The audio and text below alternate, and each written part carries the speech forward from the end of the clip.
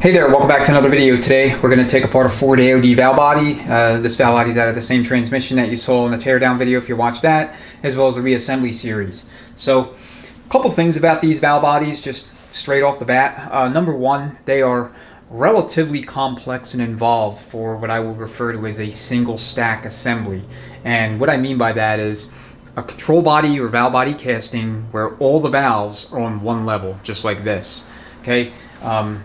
Another example will be like a 700R4 or 4L60E or Ford C6. You have a channel plate in the C6, but you don't have any valves in it. All right, an example of a dual or multi-stack valve body assembly would be something like an E4OD or 4100 or most Dodge valve bodies and Dodge or Chrysler transmissions. All right, there are a total of 15 valve trains in this thing. So, like I said, it's fairly extensive.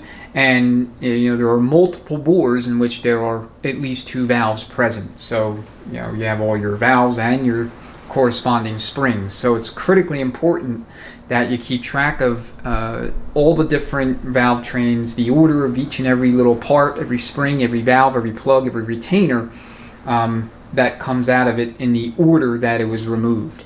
So have a camera and maybe a cell phone or some combination of those two things handy so that you could take pictures and make notes or do whatever you have to do if this is your first time working on one.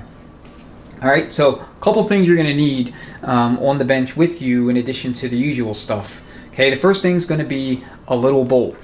Okay, this is a 9/32 bolt in that it takes a 9/32 socket. And it's a metric thread. I believe the thread pitch is M4 by 150, but I'm not 100%. I'll annotate the video. And you're going to need this bolt along with a slide hammer, because you'll notice here a good many of these bore plugs have threads right in the middle, and this bolt goes in there.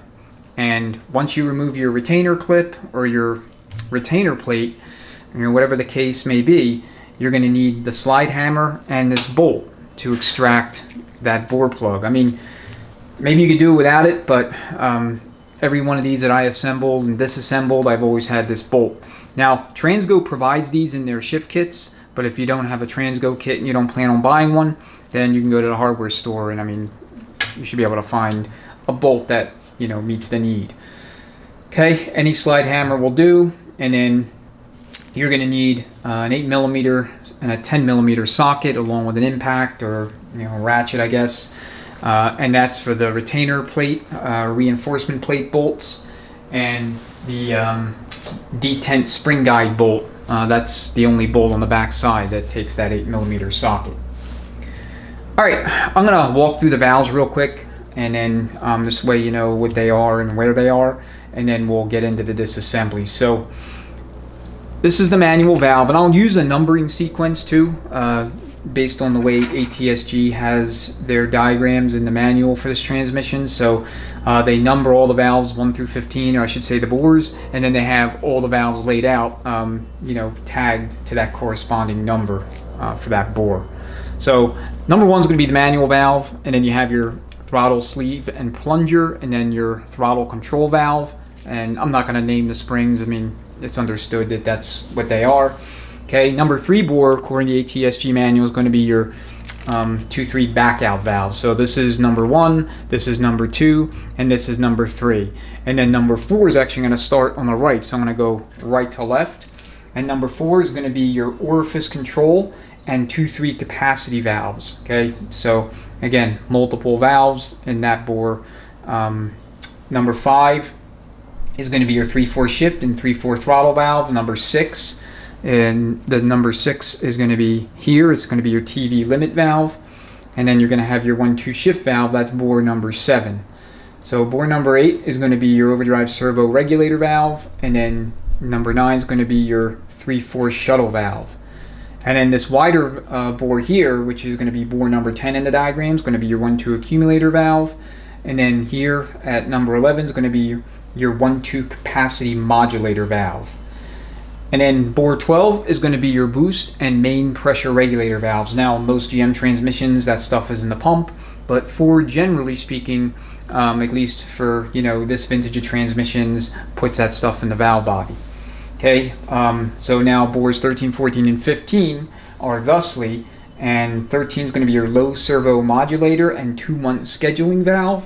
Excuse me. Number 14, which is here, is going to be your 3/4 back out valve, and number 15, which is the last bore we're going to cover, is the 2/3 shift valve, 3/2 control valve, and 2/3 modulator valves. So there's 3 different valves along with their associated spring or spring sets, and that is the longest valve, the longest bore in the valve body. All right, let me reposition the camera and then we'll begin. I'm going to lay out some towels here, and this way we can keep track of all the valves and the springs and everything else. And when we go back with this thing, we're going to install the basic Transgo shift kit. And as you can see, I mean, basic is a relative term. They have parts for, I want to say, at least 70% of the valve trains in this assembly here.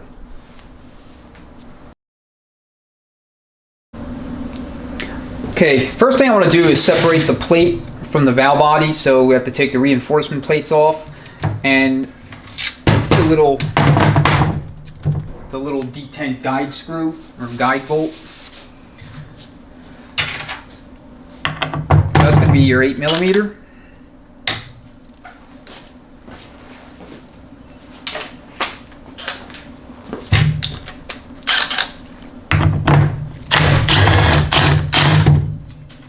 Okay, notice how long this bolt is, and it's in this corner right here.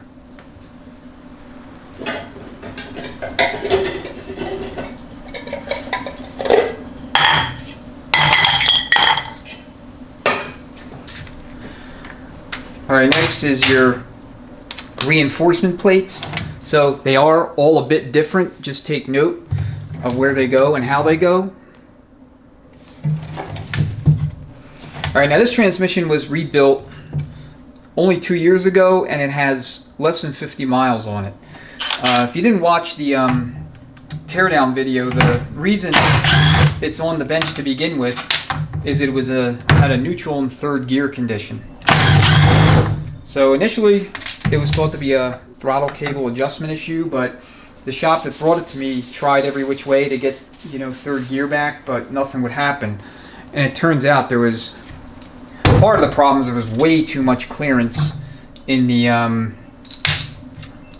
direct clutch. It had something like 95 thousandths worth of clearance, and the max spec for that thing is 70. Actually, it's 67. I always round it to 70, but it's actually 67 thousandths. So anyway, long story short, none of the bushings in that transmission were replaced. It went out the door with an obscene amount of clearance, and no idea why, just I guess maybe he didn't have selectives, you know, maybe he didn't have time, I don't know. But the bottom line is you can't let him go out the door quite like that.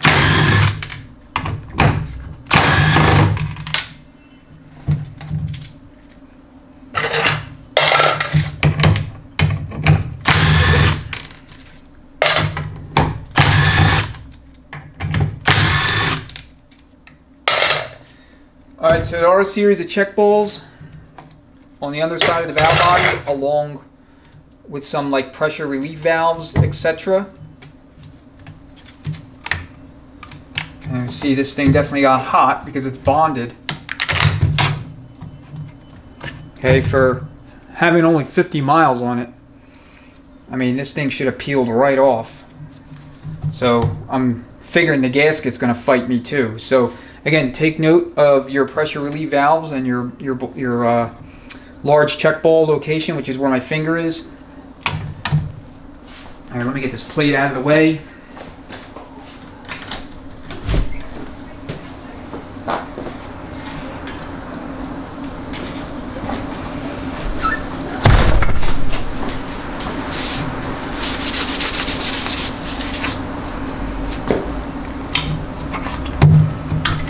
I mean, there may have been other factors driving that neutral and third condition. For my teardown, you know, there was nothing super definitive, other than, you know, the massive amount of clearance in that clutch,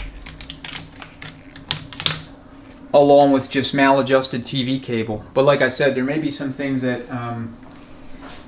you know, that I'm not aware of.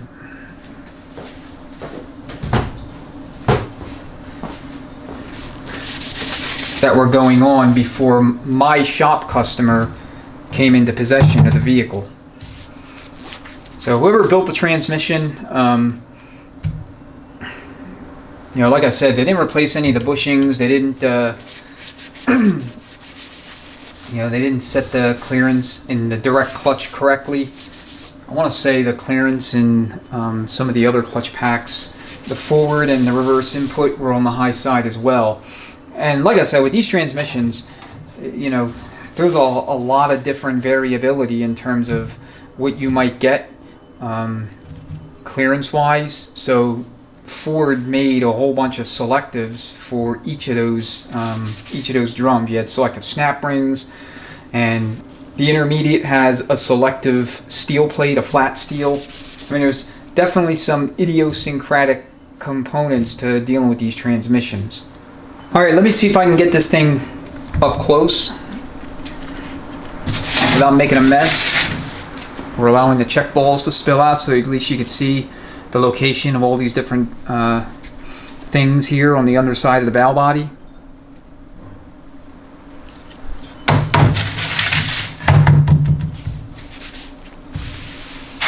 Alright, I'm gonna put this on another tray while I dump the fluid out of the first tray.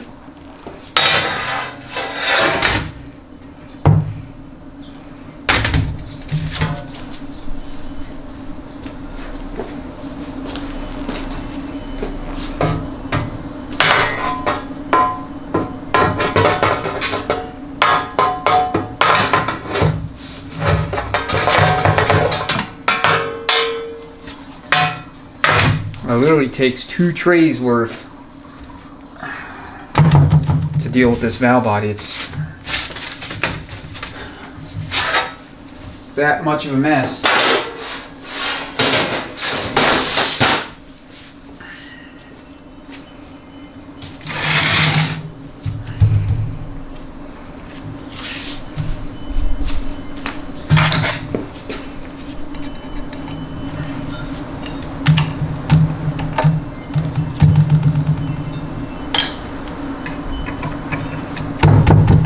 Hey, these check balls are Torlon, meaning they can potentially wear, although it's rare.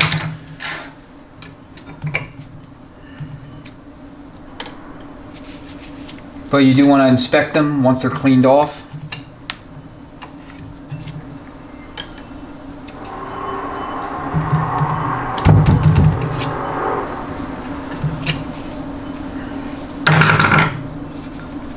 And take note of your springs and your little relief valves.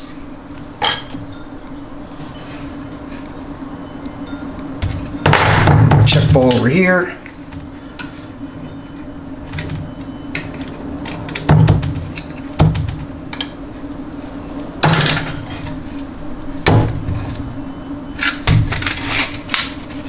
And looks like there was one more that I didn't pull out.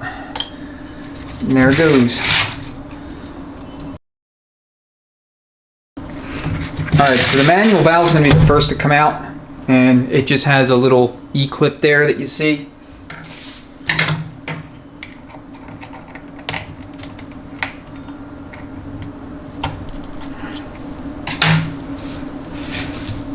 I'll just put that there.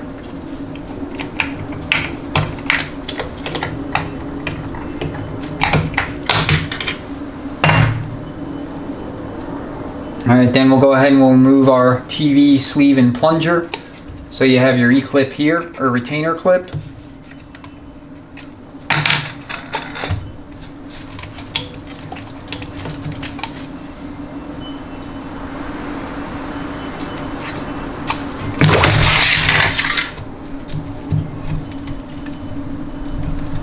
And sometimes you can just press on the valve and it'll allow the little plunger to come out, but sometimes it doesn't.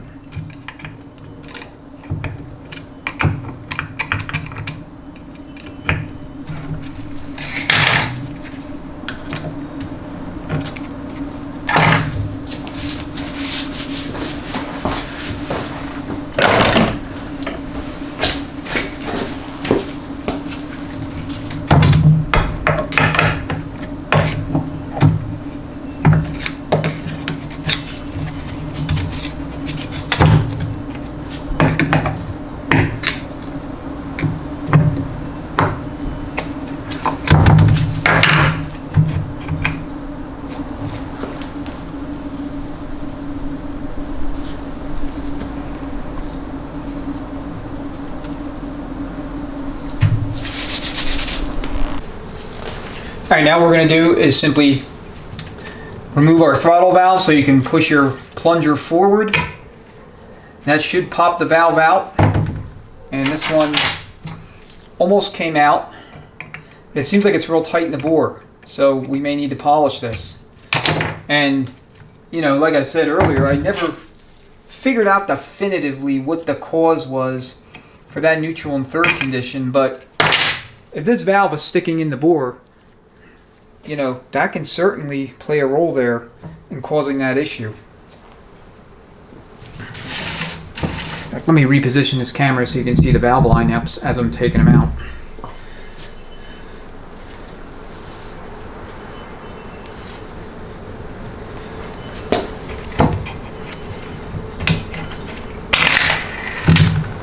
Alright, there's your throttle sleeve and plunger and the spring.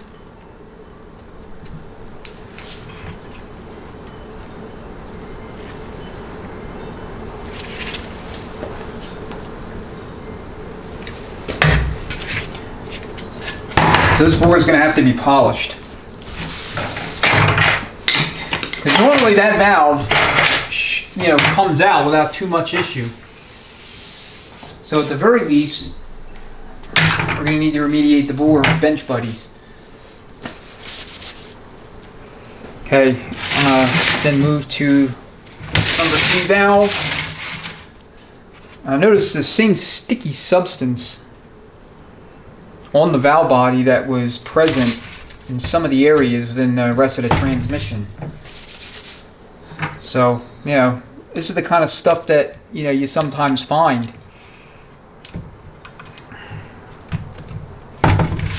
Okay, so this is going to be your 2-3 back out.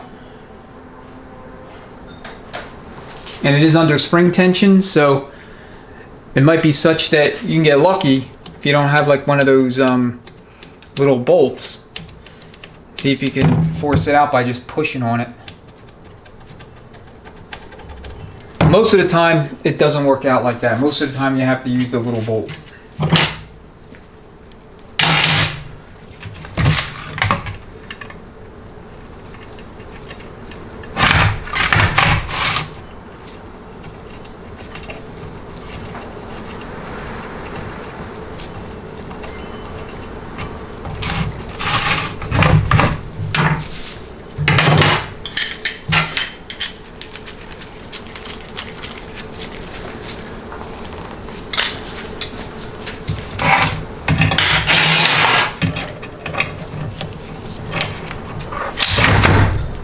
Okay, it's not difficult, but most of the time you need something.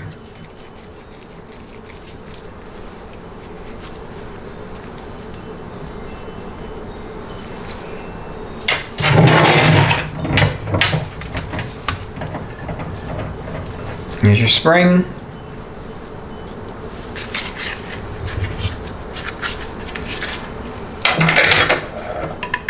Let's see if we can get the back out valve out of here.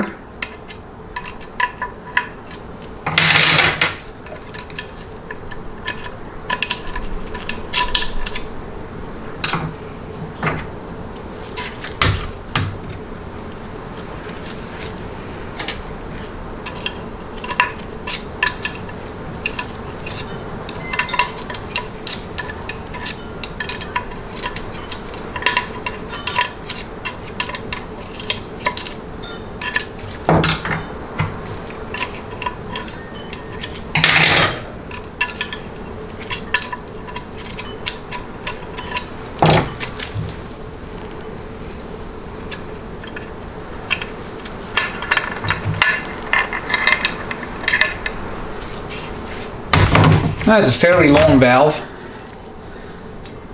And it comes out easy most of the time. Most of the time. Alright. Now what I'm going to do is I'm going to move this towel off to the side with these valves on it.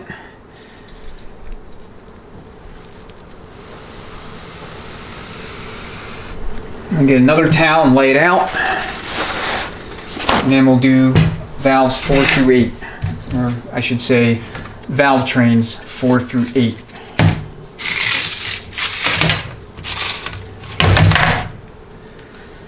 Alright, so valve 4 is going to be our orifice control and 2-3 capacity valves. It's going to be right here, and it has a retainer plate.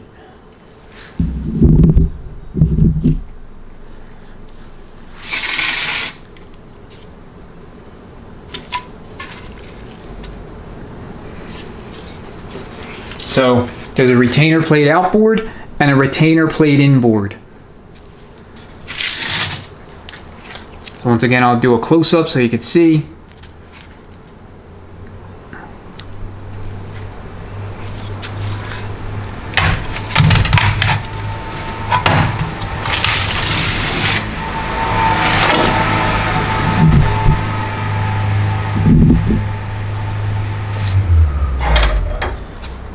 So you can push on the bore plug to relieve tension off of the retainer plug, and then just grab it with needle nose.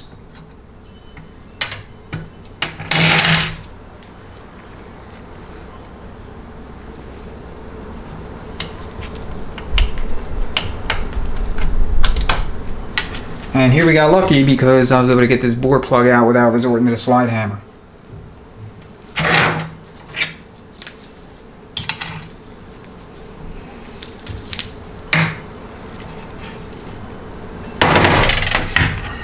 Okay, your next valve, we need to take out that inboard retainer plate.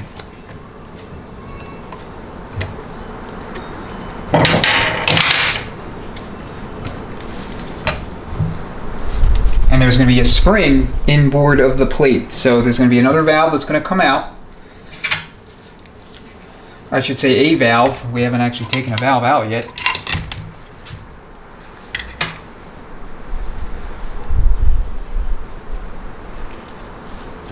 So here's the orientation.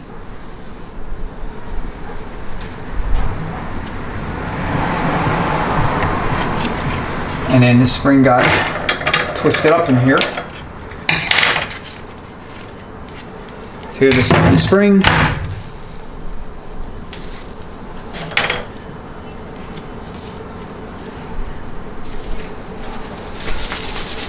And then we have our 2-3 capacity valve inboard.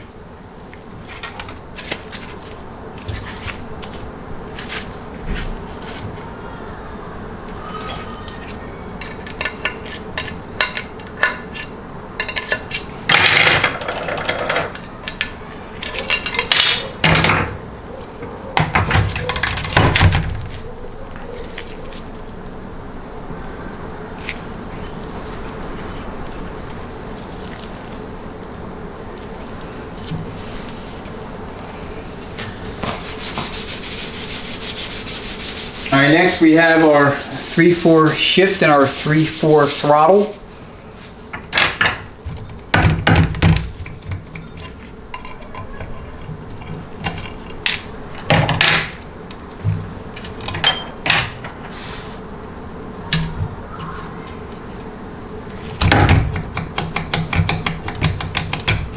You see if I can go 2 for 2 here, or 2 in a row with the bore plug. Maybe, maybe not. Again, more of that sticky residue.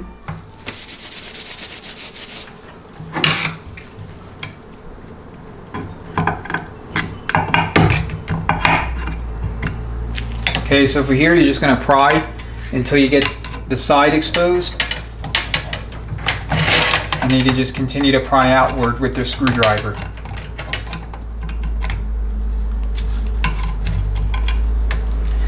Trying to get these out so that they're not flying out of the bores, so you can see the orientation. But sometimes that doesn't always happen like that.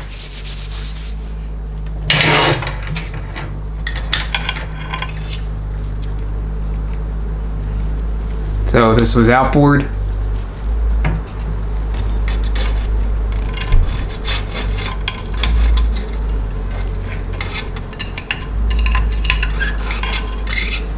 And here are your springs.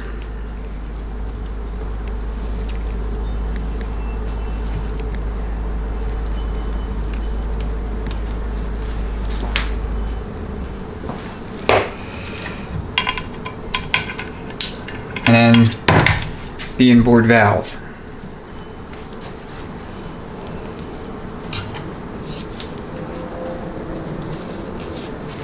Alright, next is going to be the TV limit. So that's going to be right here.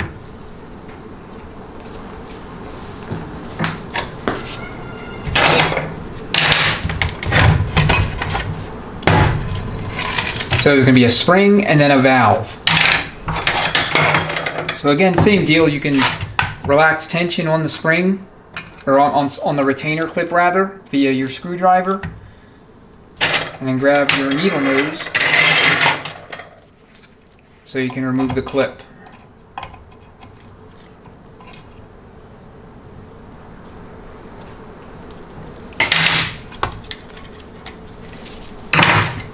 I have like way too many tools on the left side here, just out of view, but they're getting annoying. They're starting to pile up. And that always happens with valve bodies. I mean, you think you're going to need only a couple of tools, and the next thing you know, you got half your tool chest sitting on the bench.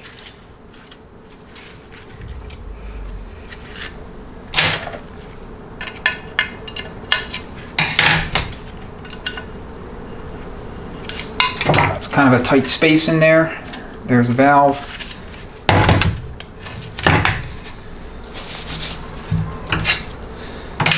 And I'm not going to be able to get in there with my little pencil magnet because it's not little enough.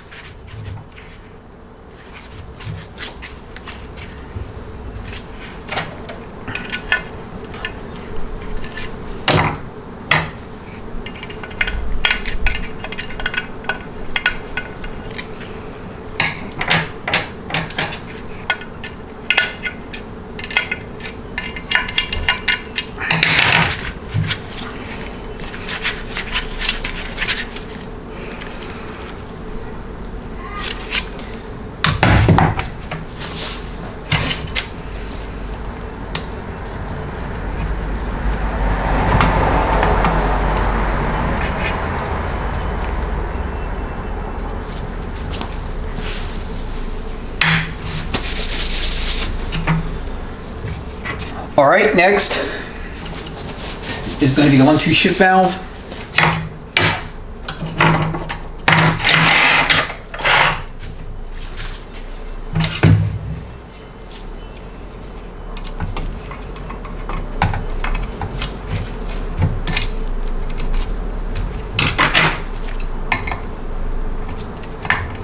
Sometimes these retainers can also be kind of skewed to one side or the other, so you got to dig them out.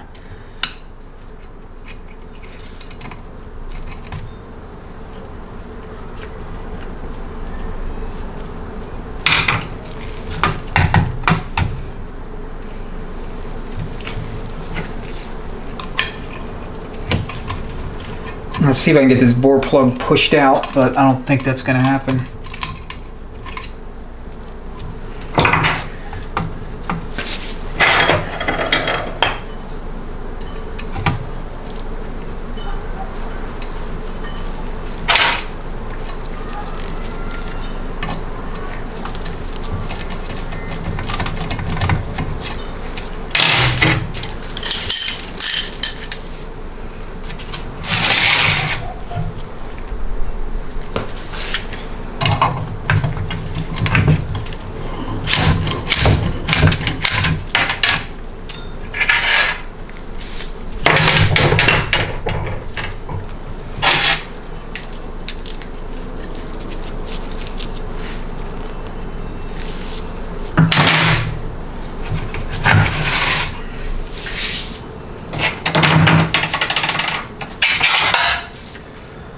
I'm sorry if the pacing is a little slow, but with everything so slippery, you know, it's easy to kind of get clumsy with everything and make a mistake. So like I said, I'm trying to show you exactly how these things are coming out, the order, and I want to preserve the order myself because I don't do these as often as I do some of the other transmissions you see on the channels. So,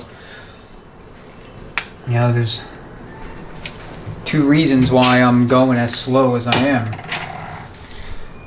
Alright, so that's 3/4 shift valve. So, I'm sorry, 1-2 shift valve. Now we're going to do the overdrive servo regulator valve and then the 3/4 shuttle valve, and then the 1-2 accumulator and the 1-2 capacity modulator valve.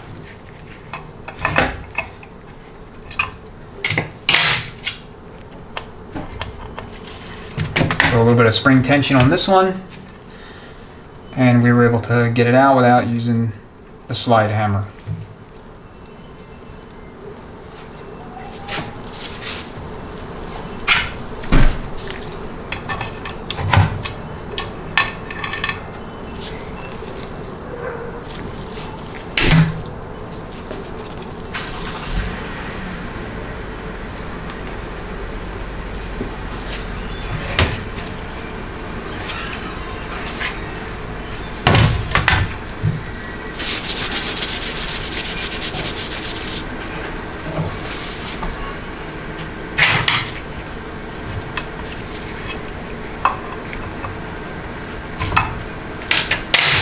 Okay, this bore, pretty much guaranteed you're going to need to use your slide hammer and little bolt.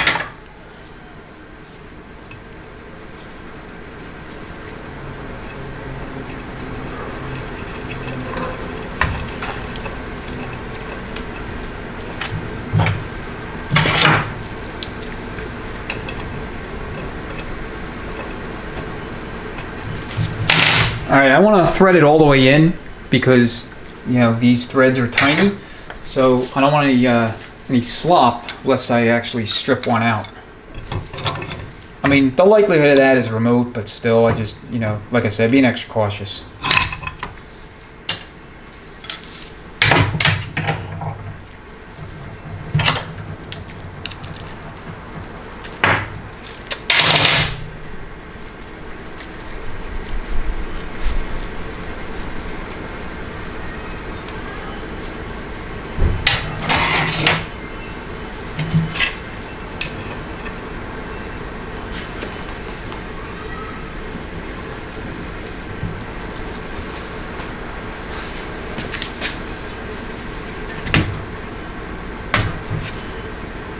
All right.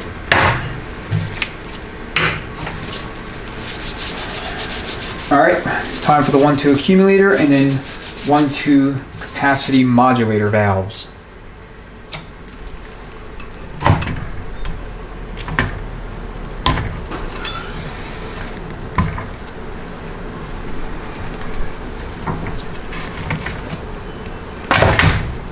It's a decent sized spring in here, so I may be able to force this plug out using spring tension or just my picks and screwdrivers. But if not, I'm gonna use the slide hammer. There is an O-ring here too.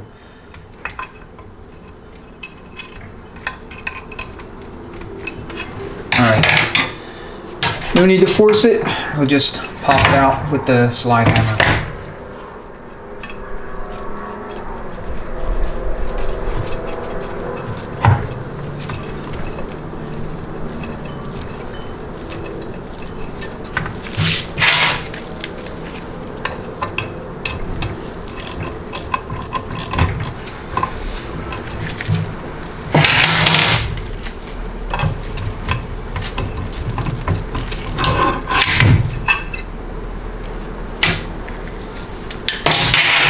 Okay, new O-rings will come in the kit.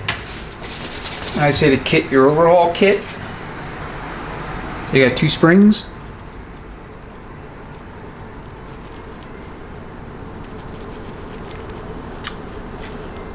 So this spring is broken.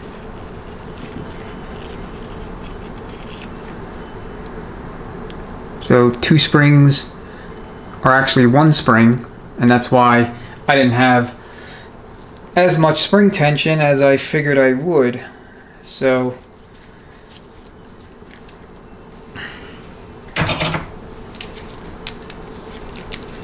not sure if the previous builder even disassembled this valve body at all. Like I said, it's only been on the road for about 50 miles, if that, since that last rebuild, and it's kind of a project car. It was built in 2022 and then sat for almost 2 years, and you know, it was only on the road in you know, engine running and whatnot for a couple months. The vehicle itself is a 67 Ford Mustang, so this is a resto mod swap.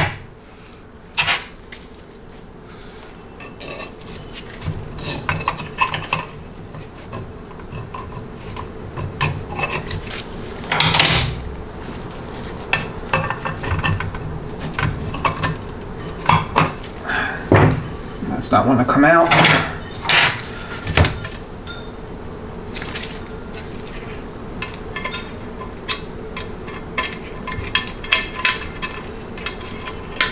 So Transgo will provide different springs and spring combinations for this bore in the shift kit. So you can kind of set it up, or, you know, tailor it to your needs, so to speak.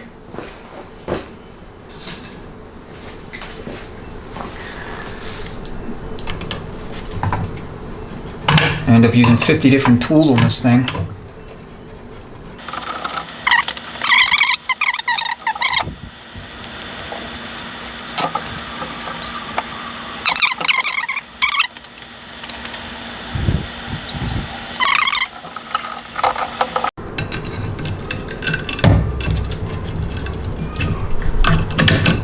Okay, making some progress.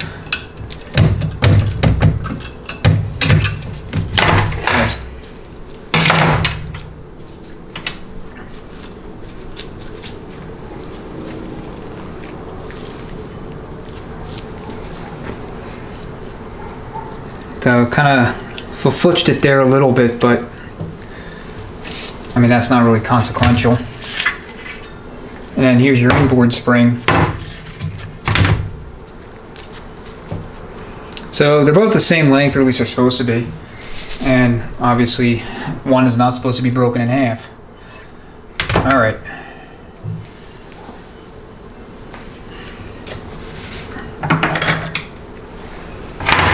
Oh.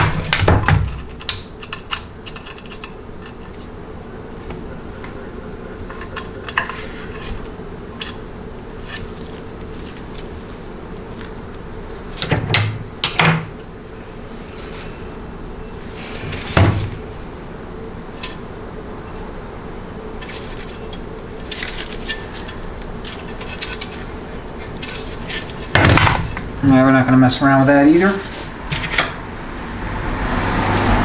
I mean, the nice thing about this bore plug system on these units is that they generally seal very well. All right, it's usually not a concern with bore plugs on the AODs.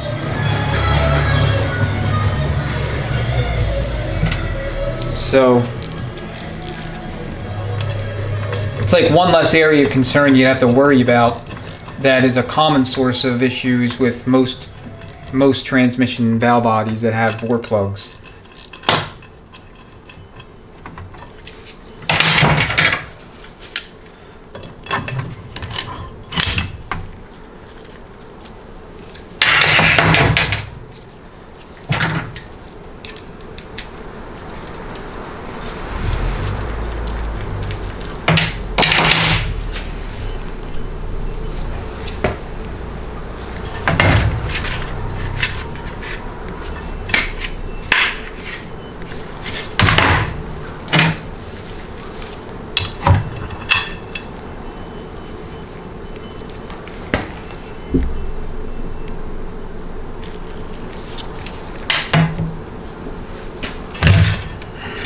All right, we're getting there. Now we're going to do the boost and PR valves. So let me again reshuffle the bench.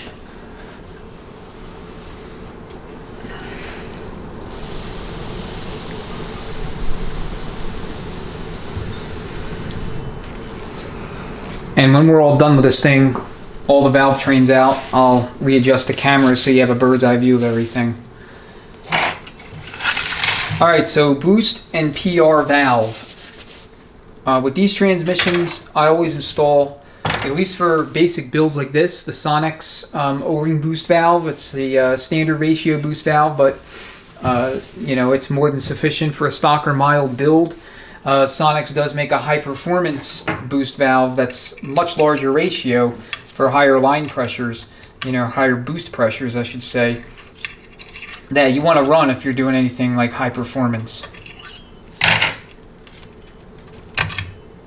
Okay, these are under spring tension.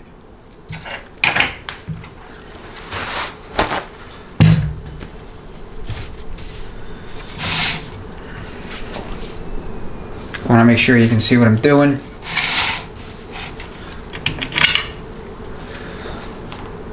There's the valve and the sleeve. I'm going to put that back in. I didn't expect it to just pop right out like that.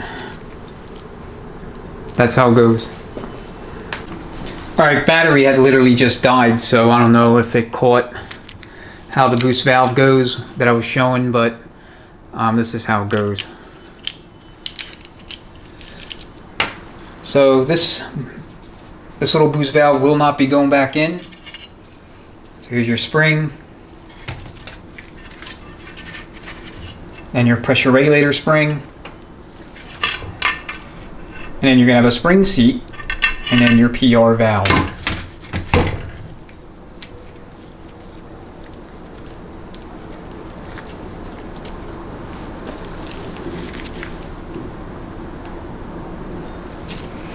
Okay, Transgo does give you different springs to run, so between those springs and the Sonic's boost valve, you should be all set.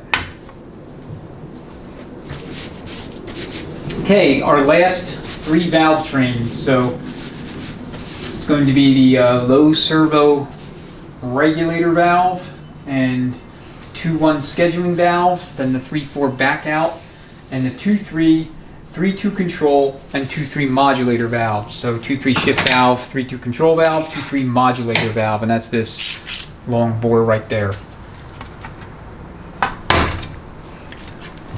So for these, they're a bit recessed, so all you're going to do is you're going to take a right angle pick and just push up on them. So see how they're a little bit trickier to get than the ones on the other side.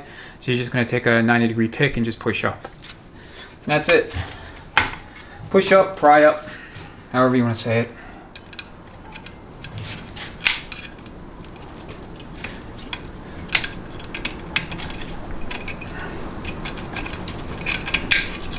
There's a little bit of spring tension, so just be mindful of that.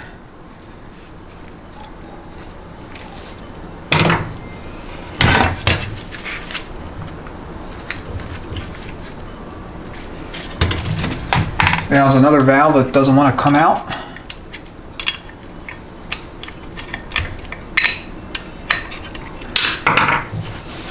Okay, so to get it this valve, if you want to pry it out, you have an inboard retainer plate here. Okay, and note, try to zoom in to the extent I can, it's going to be right above my thumb. Just note its orientation and its position.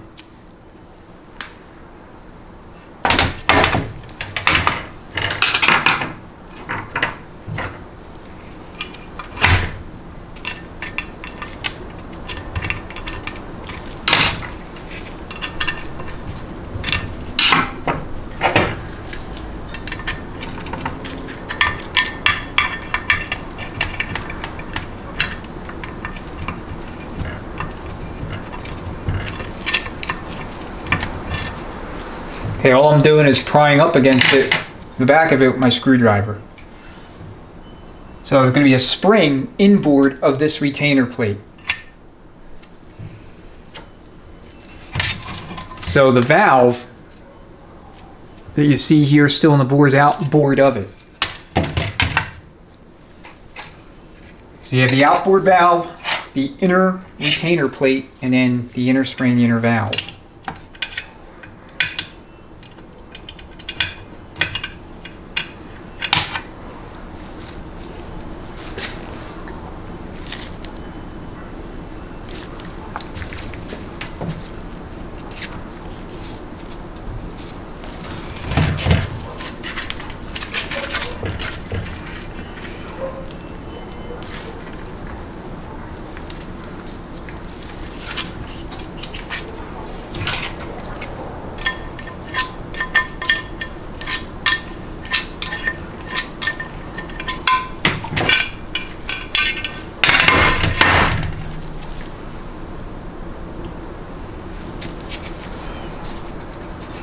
So like I said, a lot going on in this valve body.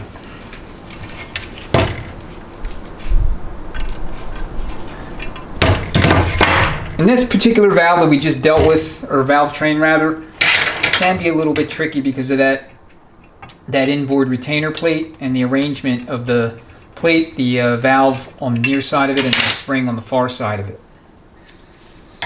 But like anything else, as long as you take your time, you go slow and deliberate, you won't have any issues with mixing things up.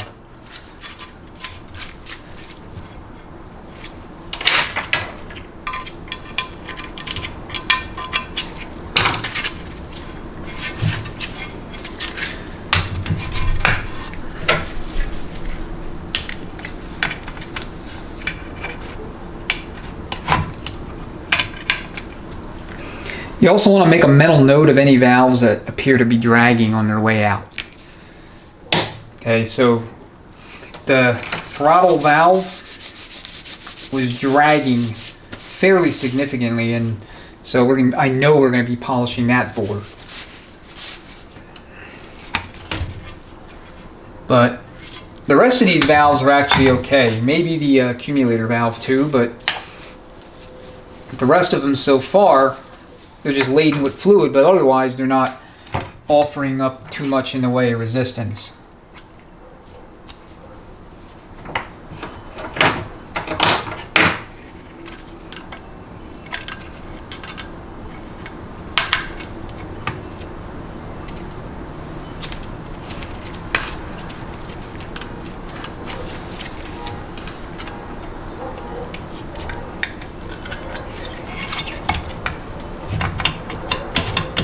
Now a little bit of spring tension, so we'll see if we can get this out without slide hammer.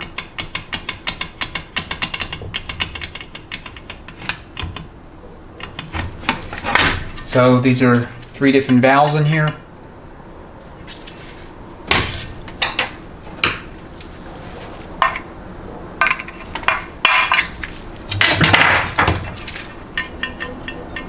Nope.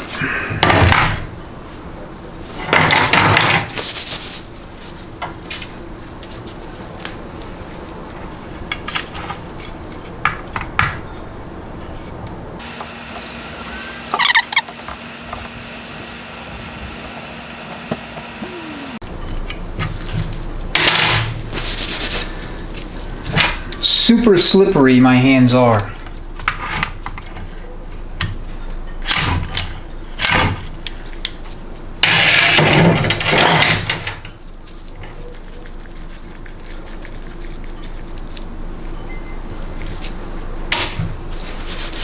Okay, 2-3 shift valve is the first valve that's going to be out.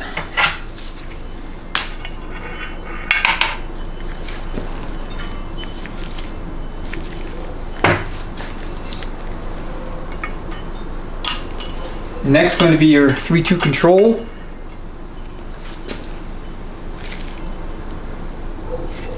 You have your spring.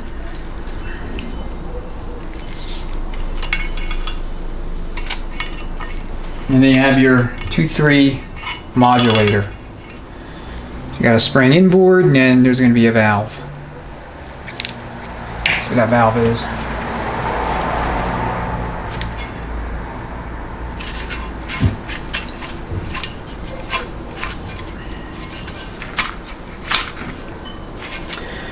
Does not want to come out. It's not via the shaking method.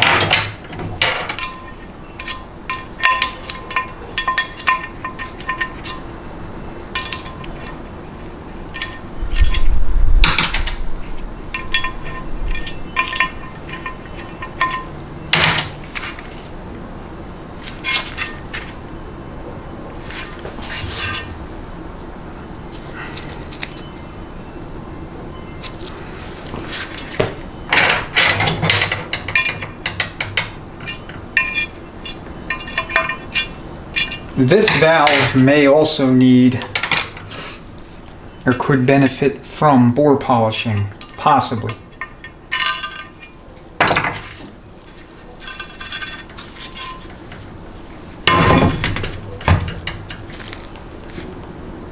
Okay, this side faces out.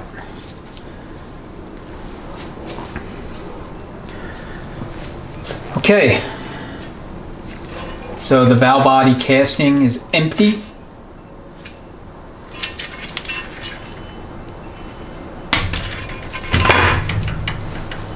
And it is quite disgusting. So we're going to wash this up, clean it off, let it sit in the tank for about a half hour, 40 minutes. And then it'll be spick and span, and then we'll clean off our valves here, and then we'll go back together with it along with the Transgo shift kit. So that's going to be part 2. This video is long enough. I think it's going to be almost an hour long just in disassembly because, like I said, I went overly slow. But let me go ahead and reposition the camera. You get a bird's eye view. If you want, you can take like a screenshot or a picture or whatever. And this way you have all of the lineups as they came out of the valve body casting.